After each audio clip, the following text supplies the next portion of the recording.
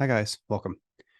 So today I wanted to do a video following SEMA on some of the things that I'm excited about trying later this year, early next year. Obviously, it's almost December at this point.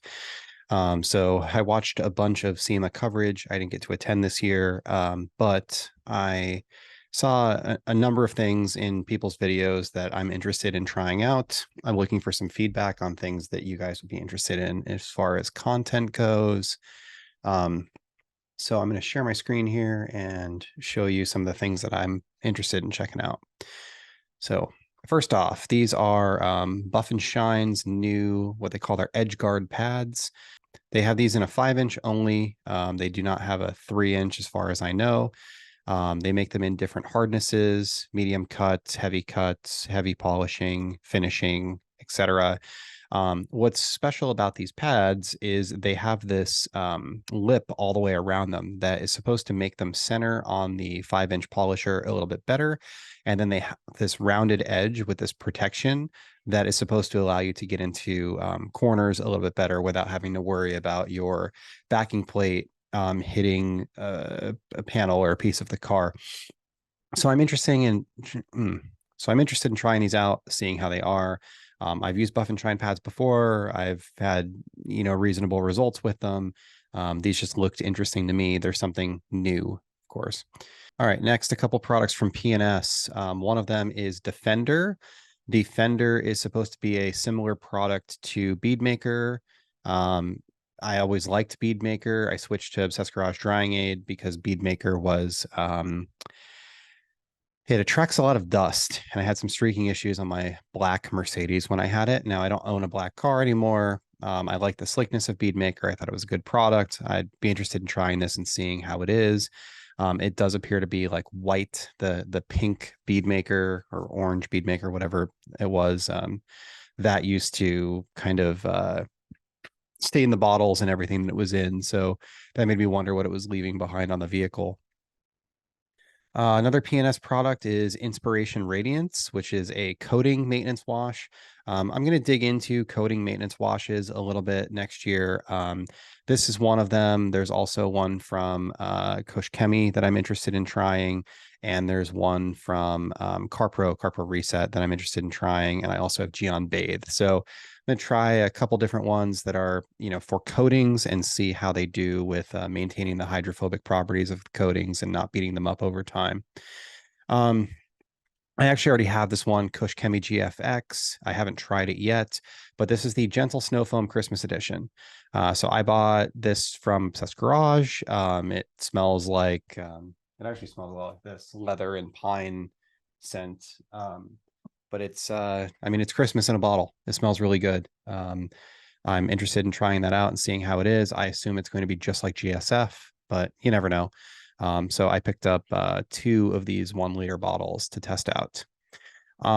Next is another Koch Chemie product, RS, which is reactivation shampoo. This is their coating shampoo that is designed to to reset or rejuvenate a coating. So I thought that this would be an interesting one to try as well, because I've always liked all of Koch Chemie's products, and I think that this is probably another good one. Next, the Rupes polisher. I mean, everyone is talking about the Rupes polisher. This is the new 5-inch HLR15. It is currently only available in a kit form, which comes with battery packs and charger and a box that has pads and a bunch of other stuff in it, compounds, pads, etc. I have a lot of this stuff already. So I'm personally probably going to wait until this is available as not a kit, so that it's not $750. And I'm interested in trying it, seeing how it is. I'd like to get my hands on it. I mean, ideally, I'd love to try this without having to buy it for myself, but I don't know that I'm going to get the opportunity to do that. It would have to be really significantly better than the Milwaukee for me to get rid of the Milwaukee and invest in another Rupes battery system. My initial thoughts, everyone seemed to like it at SEMA when they were using it.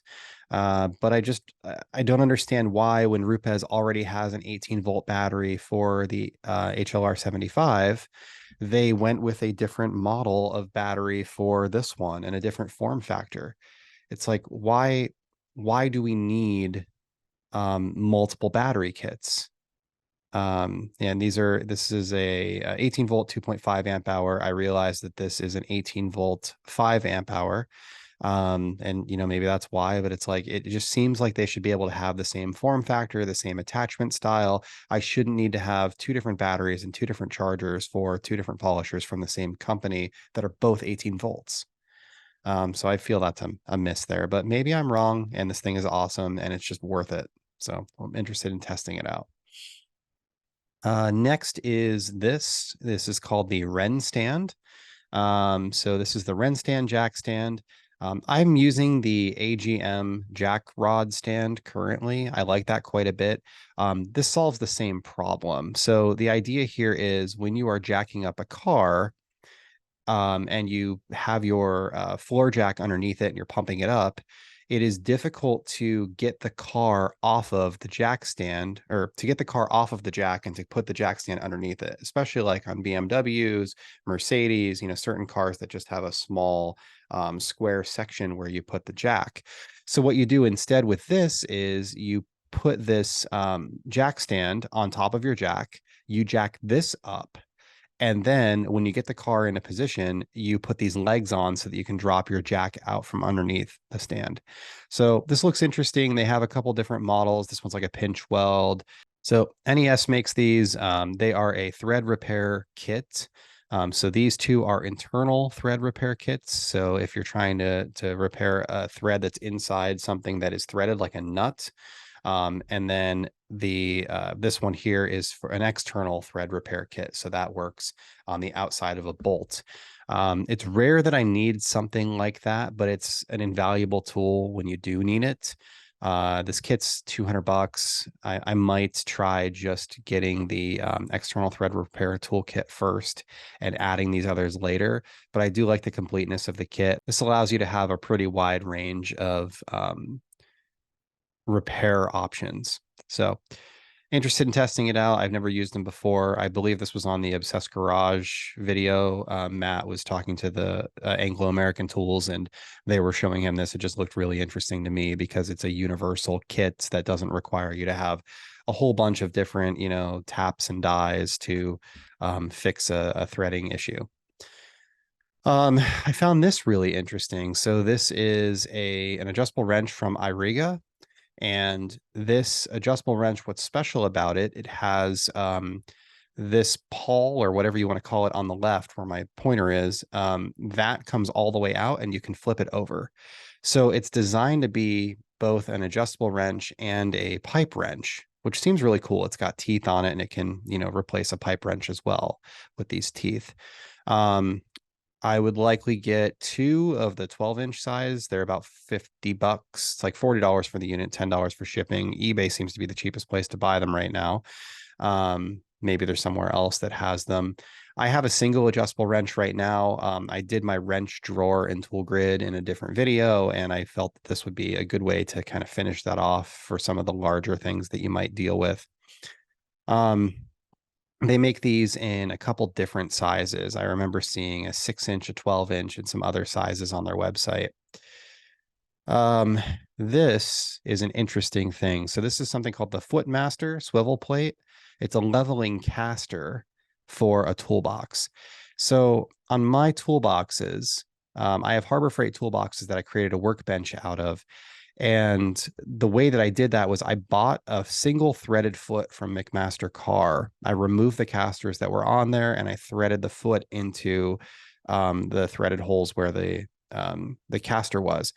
And it's not the sturdiest way to do it because you end up with one foot instead of like this plate. And the thread isn't designed to hold that much weight. So I'm using like a nut to hold that back and it works just fine. But this would give me the ability to actually roll those toolboxes out of the way and to be able to clean behind my tool bench. So I think that these are really cool as a different option. They're obviously expensive, $45 a piece. I would end up needing 8 of them. But they probably have a better weight carrying capacity And this one is obviously, this one's only 110 pounds, probably the wrong one, but they have other ones that are different weight carrying capacities, but they're leveling plate casters. And this was something that I didn't really know existed. So let's see, there's one here that's 1,185 pounds. That one's about 60 bucks. This one's 1,100 pound capacity. So there's a variety of different ones. I'd have to find the right one to fit my toolbox and my feet, but I think it's a cool option. Angel Wax came out with Exodus glass coating. So I want to try glass coatings next year and play around with a couple different ones. I currently have Wolf's Nano Glass. I also have a coating, I believe it's from Vonix, and I wanted to try this Angel Wax as well, and maybe some others, and just see if I could find a good glass coating that I like. I really like CSL and EXO for paint. I don't have a great one for glass right now. The rag company Rip and Rag. So I did a video on the Auto Fiber Roll-O Rag, which I like them. I like them a lot, actually. They're good rags. They work well, but they don't fit on my towel dispenser that sits on the side of my box. So I'm interested in trying the Rip and Rags as well. I obviously won't like throw away the Auto Fiber ones. I would still use those up, but I might just, when I need a refill, buy the rag company ones. They make this in a 30 rag roll and an 80 rag roll. I think I would need the 30 to fit on the side of my box. But I'm interested in trying these out. I like rag company quite a bit, and I've used their products for a long, long time. Next, this was an interesting thing, and maybe this becomes moot because of the neck or Ness thread repair kit, but they're not quite the same thing. This is the Milwaukee metric tap and die pack out set with the hex lock handle. So this gives you a whole bunch of different metric threads that you can do repair or actually just thread something that isn't threaded currently, but obviously you can do repairs as well, all the way from M3 up to M12 with a variety of thread pitches. And also there is a tap set. It looks to be a really complete kit. It comes in a pack out set, and I think the pack out is a really cool system. So they're easy to store, they look pretty good, and this is really nice and tidy, and I could probably pull this foam out and stick it right in one of my drawers if I wanted to. So bunch of taps, bunch of dies. It looks like a really nice set. It's about 200 bucks. And obviously Milwaukee tends to go on sale pretty regularly, so I could likely get this less expensively as well. They make an SAE version as well. It's also $200. But I would just do the metric one. I don't use SAE often enough to invest in that, I don't think. Separately, I'm interested in playing around with Microfiber Madness towels. So the Chipmunk Jr., the Crazy Pile Deluxe, and their microfiber detergent, seeing how those work. And I'm also interested in trying different products from Armor. So I have their wheel coating, but they make a panel prep. They make a microfiber wheel mitts, tire cleaner, iron remover, decon soap, wheel cleaner, waterless wash, tire cleaner, shampoo, ceramic spray sealant. So they have a whole bunch of stuff. I think I'm going to do like I did with DIY Detail, pick up the whole line and try it all out, and just see which products I like and which ones I don't like. I don't know why certain product lines just attract me, and this is one that did. So I'm interested in checking all of that out. So that's really it for today. These are just some things that I'm interested in that will probably be upcoming over the next year. If there's something that you guys would like to see me do first, let me know. I'm probably going to do the Armor for Black Friday. They've got 25% off of their whole site for Black Friday. So I'll probably pick all of that up. It's about 200 bucks worth of stuff. Well, 240. So I'd save $60 by getting the 25% off, and try that out. But I'm not sure what's next after that. The rag company Rip and Rags aren't available yet. And some of these other things like the Rupes I'm going to wait on because of the amount of money. So let me know if there's something you'd like me to see. Let me know if there was something that you picked up at SEMA or from somebody's SEMA coverage that you think I might also be interested in. And thank you for watching, and hopefully you're having a great day.